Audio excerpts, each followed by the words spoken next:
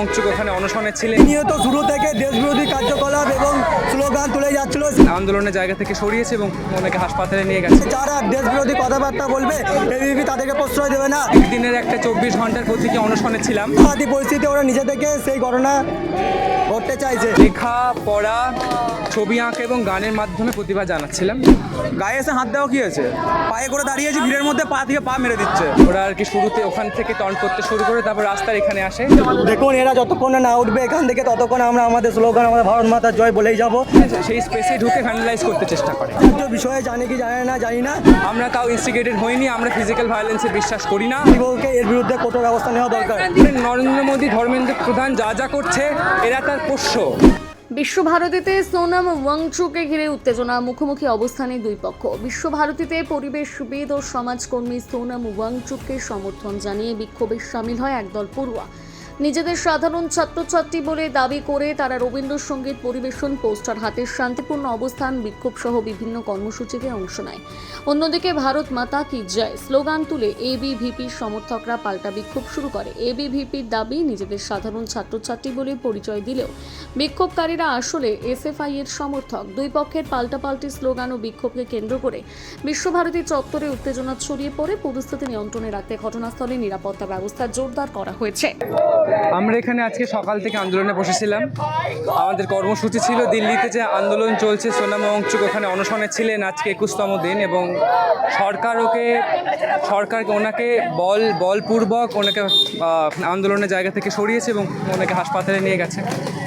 তো আমরা দিল্লির যে আন্দোলন চলছে, সরকারের শিক্ষা ক্ষেত্রে যে দুর্নীতি, সেটার বিরুদ্ধে দাঁড়িয়ে আমরা এখান থেকেও সেই আন্দোলনের প্রতি সংহতি জানাতে চেয়ে আমরা এখানে একদিনের একটা 24 ঘন্টার প্রতীকী অনশনে ছিলাম, এখনও আছি এবং থাকবো। আমরা সকাল থেকে এখানে অনশনে বসেছি। আমরা পোস্টারিং, স্লোগানিং, লেখা পড়া ছবি আঁকা এবং গানের মাধ্যমে প্রতিভা জানাচ্ছিলাম। সকাল থেকে 1-1.5 ঘন্টা পরে বিজেপি এবিভিপির কিছু ছেলেরা মেয়েরা ওরা ওপারটায় আসে।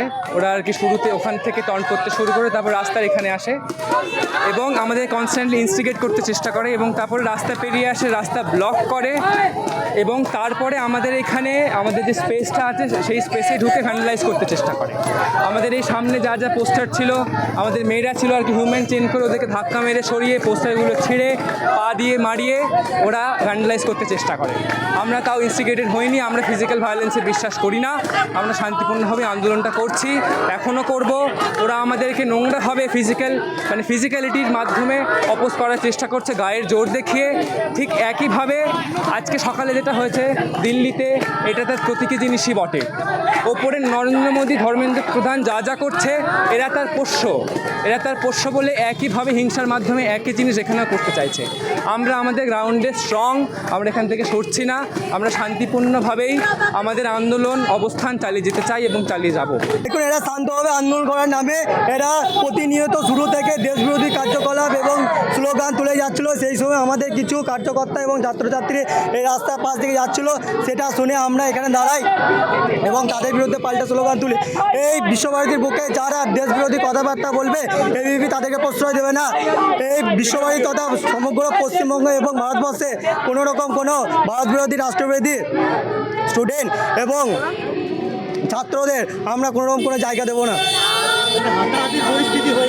হাতাহাতি পরিস্থিতি ওরা নিজে থেকে সেই ঘটনা ঘটতে চাইছে, সেই জন্য আমরাও তার পাল্টা বিরুদ্ধে কোনোরকম কোনো কিছু করিনি, কিন্তু আমরা শান্তভাবে দাঁড়িয়ে আছি। আমাদের এসে পায়ে মেরে দিল, পায়ে এসে লেতিয়ে দিচ্ছে। আমরা এখানে দাঁড়িয়ে আছি তো কেন? আমার ফোনটা পড়ে গেল দুবার। কেন পড়লো আমার ফোনটা? গায়ে এসে হাত দেওয়া কি হয়েছে? পায়ে করে দাঁড়িয়েছি, ভিড়ের মধ্যে পা থেকে পা মেরে দিচ্ছে। এগুলো কি মানে একটা আতঙ্ক লাগানো জিনিস, এটা একটা মারামারি লাগাতে চায়, কিন্তু আমরা সেটা চাই না, কারণ নকশালবাদী ওদের আমরা নয়। দেখুন এরা যতক্ষণ না উঠবে এখান থেকে ততক্ষণ আমরা আমাদের স্লোগান আমাদের ভারত মাতার জয় বলেই যাব। যদি কারো গায়ে জ্বালা ধরে তারা গায়ে জ্বালা ধরতে পারে। আমরা রাষ্ট্রবাদী সংগঠন, আমরা এবিপি কোনো এই রাষ্ট্রবিরোধী যারা কথা বলে, যারা দেশবিরোধী কথা বলে তাদেরকে জায়গা দেয়নি এবং এখনও দেবে না। উপাচার্য বিষয়ে জানে কি জানে না জানি না, কিন্তু বিশ্বভারতীর বুকে এই এসএফআইতে দাঁড়ালে কিন্তু আমরা চলতে দেবো না।